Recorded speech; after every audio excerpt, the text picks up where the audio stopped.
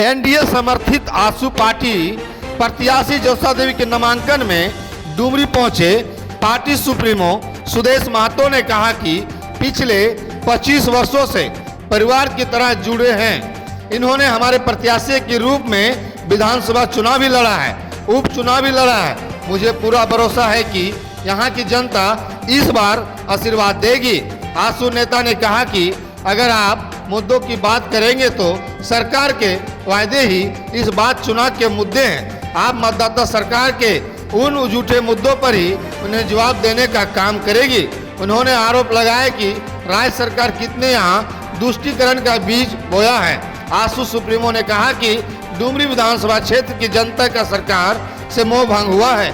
उन्होंने कहा कि हर समाज के लिए विकास सबसे जरूरी है। यहाँ के बच्चे दूसरे प्रदेशों में काम करने के जाते हैं, इससे बड़ा मुद्दा क्या हो सकता है। आसू पार्टी में अंत कला चलने के सवाल पर उन्होंने कहा कि हमारी पार्टी में सभी एक सूत्र में बंधे हुए हैं। उन्होंने कहा कि जो पार्टी के नियम सिद्धांत पर चलते हैं, एकजुट होकर मत करेंगे और भारतीय जनता पार्टी के साथ मिलकर जीत हासिल होगी।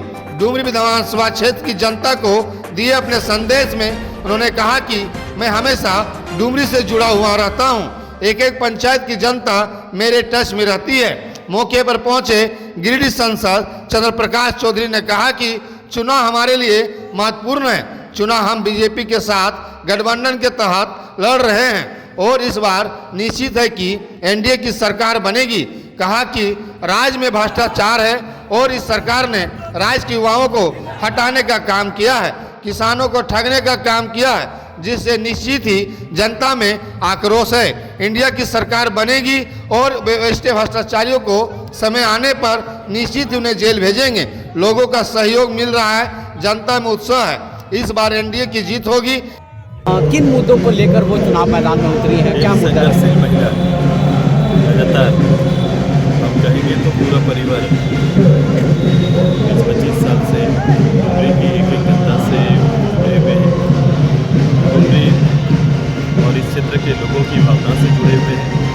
हमारी प्रत्याशी के रूप में उपचुनाव भी उन्होंने लड़ा है, चुनाव भी लड़ा है। मुझे पूरा भरोसा है कि इस बार यहाँ की जनता आशीर्वाद देगी।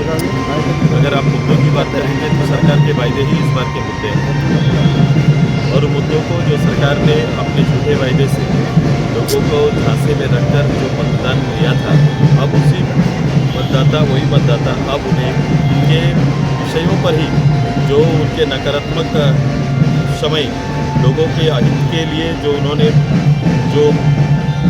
जो भी उन्होंने एक माहौल यहाँ पर तैयार किया है, जो नैरेटिव सेट किए हैं, जो तुष्टीकरण की राजनीति का बीज बोया है, उससे आप बाहर निकलकर डेवलपमेंट की राजनीति में लोग अपना मतदान करेंगे। हेमंत सोरेन आए हुए थे, वो लगातार जो है सरकार की उपलब्धियां गिना रहे थे, उस विषय में आप समझ रहे हैं कि कितना बार अभी लगातार एक मंत्री के यहाँ पर लगातार पूरा इतना कैंपेन हो रहा है।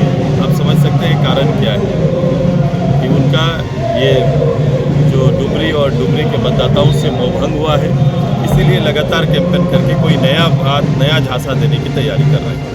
पिछली बार उपचुनाव में आपने पूरी शक्ति लगा रही थी, क्या कहाँ चुप रह गई थी जो इसमें आप पूरा करेंगे? हम लोग ने मूल्यांकन किया है, हम लोग ने उसका मूल्यांकन किया, तुष्टीकरण का जवाब तैयार नहीं कर पाए। लेकिन अब सभी लोगों के लिए डेवलपमेंट प्राथमिकता होनी चाहिए। वो हर समाज के लिए विकास जरूरी है। आज यहीं के हजारों बच्चे दूसरे प्रदेश में काम करने के लिए जाते हैं। अब हर परिवार का कोई ना कोई नौजवान बाहर काम रोजी रोटी के लिए गया है। इससे बड़ा मुद्दा क्या हो सकता है?